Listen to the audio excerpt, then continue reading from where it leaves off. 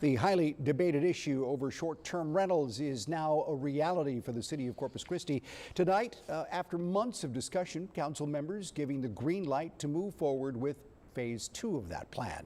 It was back in January when council approved the first phase of the ordinance. Folks had to register in to approve zones for North Padre Island and Flower Bluff by March.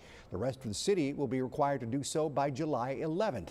The move also didn't come without some restrictions. Our Bill Churchwell is here now to break it down for us. Hey, Bill. Hey there, Rudy. Yeah, that phase 2 will now allow and regulate vacation rentals in zones that are considered single-family residences. However, STRs would still not be allowed in single-family zoned areas out on Padre Island. I feel like this is not ready to be passed yet.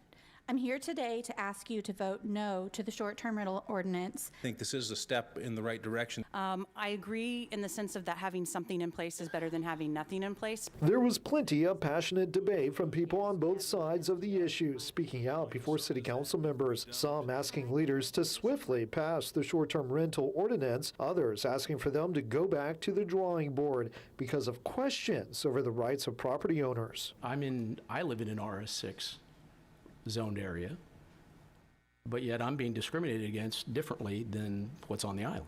Here is what the passage of the second phase actually means. It will allow and limit short-term rentals to 15% of all homes on one side of a street in a neighborhood. Folks will need to register every year, a fee that will increase from $50 to $250 next year. On North Padre Island, short-term rentals will still be prohibited within single-family zoned areas. Those areas are seen here in red. It's not the entire island that excluded. In fact, it's 75% of the island can do it. The ordinance also addressing enhanced responsibilities for short-term rental owners and nuisance violations. There will be 4 code compliance officers dedicated to this, as well as a 24-hour STR helpline.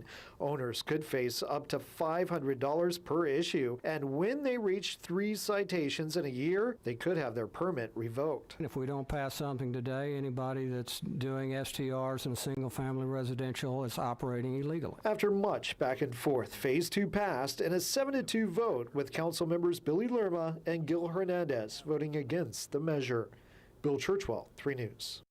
And Bill tells us with today's passage, council will come back in 6 months to review how the ordinance is working and to see if anything will be needed to be added or changed.